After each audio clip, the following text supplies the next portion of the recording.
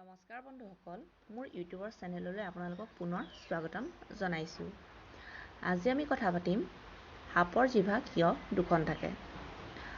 মহাভাৰতৰ মতে মহৰ্ষি কাশ্যপৰ 13 গৰাকী পত্নী আছিল আৰু তাৰে দুগৰাকীৰ নাম আছিল কদ্ৰু আৰু বিনতা। কদ্ৰুৰ সন্তান আছিল সকলো নাগকুল আৰু বিনতাৰ আছিল গৰুড় আৰু অৰুণ।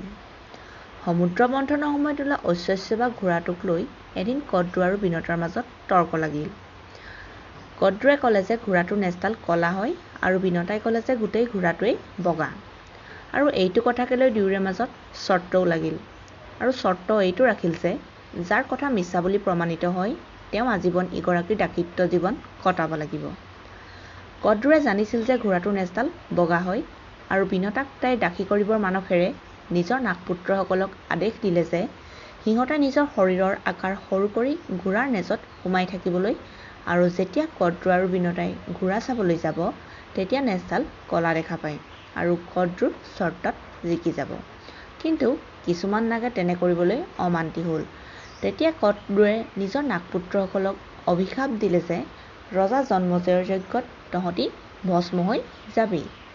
অভিশাপৰ কথা শুনি নাগসকলে নিজৰ মাতৃৰ আদেশ অনুসৰি নিজৰ শৰীৰৰ আকাৰ সৰু কৰি সেই বগা ঘোঁৰাটোৰ নেজডালত সোমাই থাকিলগৈ।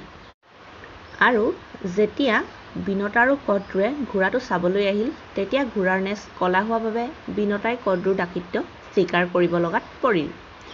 যেতিয়া গৰুড়ে গম পালে যে তেওঁৰ মাতৃ কদ্ৰুৰ দাসী হ'ল তেতিয়া গৰুড়ে সৰ্পপুত্ৰসকলক আৰু কদ্ৰুক সুধিলে, এনে কি বস্তু লাগে তোমালোকক যি বস্তু পোৱাৰ পিছত মোৰ মাক তোমালোকে দাসত্বৰ পৰা মুক্ত কৰিবা।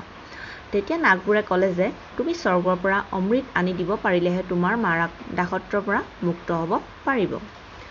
এই কথা শুনি গৰুড়ে স্বৰ্গৰ পৰা অমৃত আনিবলৈ স্বৰ্গলৈ ৰাওনা হ'ল। স্বৰ্গৰ সকলো দেৱতাই চেষ্টা কৰিও গৰুড়ক পৰাস্ত কৰিব নোৱাৰিলে।